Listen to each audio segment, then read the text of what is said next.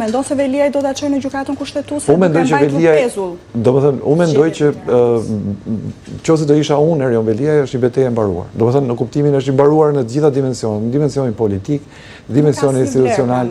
Për mua, unë do bëja tani ato rrugtimin tim, ato betejën time me drejtësinë, ndoshta do përpiqesha të fitoja pafajësinë, ndoshta do përpiqesha të ulja sa më shumë nga akuzat, shmangja gjithë deduksionet, lidhjet e tjera, pra të bëj një betejë me drejtësinë. Si çdo i pandehur që është në bankën e të akuzuarve për ato që pretendon organi akuzës që ti ke në kurriz. Tani më nuk është koha për politikë, për atë individualisht po them si person, mendoj unë. Është një kohë kryer, është një punë kryer, partia e lëshoi totalisht në gjendje totale, nuk ka askënd pas vetes. Domethënë sot asnjë mbështetje, nuk ka asnjë mbështetje. Po të kishte, nëse do kishte një grup që do ditë la hapur, që ti thoshte Ramës, stop, ne nuk mund të nxitojmë. Ai është kryetari i bashkisë, ai është kryetari i bashkisë me 160.000 vota.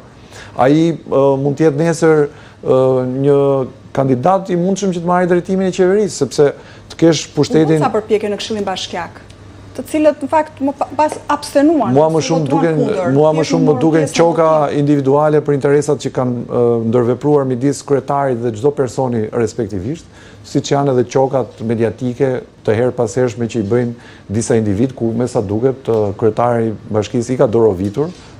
Nuk po them i ka dorovitur palishmërisht, sepse nuk e kam këtë si të them të fakt, por e mendoj që investimi i disa botuesve dhe disa gazetarëve dukshëm është afër interesave politike të ish kryebashkiakut.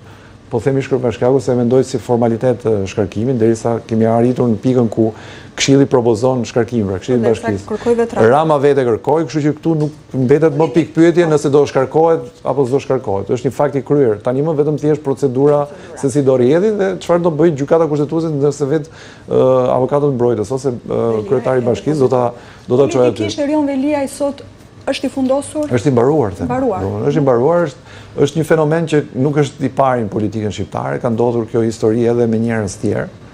Për shembull në staturën e tij mund të them që ka qenë Sajmir Tahiri që ka patur këtë perëndim politik.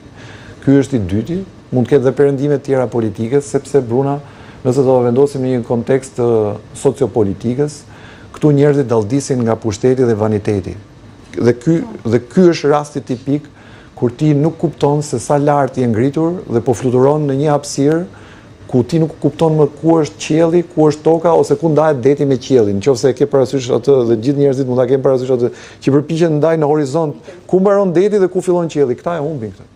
Dhe këtu ndodh kjo pastaj që të krijohet kulti i individit, njerëzit që kanë rreth e qark të lëpin, të lustrohen, të krijojnë atë pjesën e shkëlqimit të tepruar, të pushtetit absolut.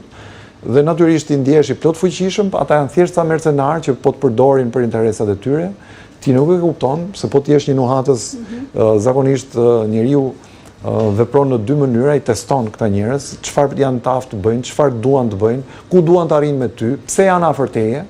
Pra janë gjithë pyetje që njeria bën vetes vet dhe që mendoj që shpesh dehja nga pushteti, këta lloj pushtetarësh i humbet nga realiteti dhe rrëzimi pastaj është ky që ndodh, rrëzimi shumë i fortë dhe edhe shumë i tmerrshëm me kokthyrje, se metaforikisht kjo është një kokthyrje, kupton? Do të ketë rrëzime të tjera, fati në Erion Veliaj nuk ka këmbë të tjera. Besoj se po, sapo ka ndodhur me kryebashkiakun e Ersekës, tani një njeri që vjen nga arti, një njeri modest, pa pritmas shfaqet me shtëpitë e kodra e diellit, nuk po them se jam kundër pasurisë, domethënë se mos duket sikur jemi gjithë, sikur jemi komunistë ose proletar që duhet jemi gjithmonë në vuajtje. Tani çështja është që ne gjithë shohim se kush është kush, si është si dhe ku doli nga. Dhe në fund del një konkluzion apo jo? Tani gjithë këta e harrojnë këtë pjesën dhe dalldia e pushtetit, pra edhe me sa duket rendja pas paras. Dhe rendja pas paras është një adrenalin me sa duket më e fortë se çdo lloj droge tjetër, për tu pasuruar, për tu kamur, për ta bërtit edhe pushtetin, në një farë për ta gënyer ndërkohë të vërtetën, pra atë që duket. Madje këta arrin të thonë dhe që gjë, ajo që ti e shikon që është e zezë, në fakt është e bardhë, dhe ti duhet ta besosh atë. Pra kemi arrit deri në këto lloj marrëzirash që i krijon vetëm thagma dhe ngarkesa e madhe e pushtetit. Dhe kjo gjë që po ndodh, në fakt është e mirë sepse po trondit për të ardhmen ose po jep ca leksione për të ardhmen që ore ndalo se në një farë mënyre ndalojnë të tjerë dhe kupton. Çdo moment që të frenojnë është mirë se nuk do rëndohet ai shumë dora dhe nuk do rëndohen ai shumë gjunahet dhe mëkatet e tyre se në fund fare në çdo rast janë parat e publikut, janë parat tona, janë taksat tona. Në këtë kuptim ka një vlerë kjo histori që çdo rast është një shembull për dikë tjetër. Nëse ai vazhdon të mos dëgjoj, pastaj ky është një problem tjetër. Ky është problemi i vazhdimësisë. Nëse zgjone arrogancës. Dihet ku e ka pastaj, kështu që po, kjo është luash me fatin tënd, se ka njerëz që nuk pranojnë që janë në rrezik dhe vazhdojnë derisa bie zilja e derës.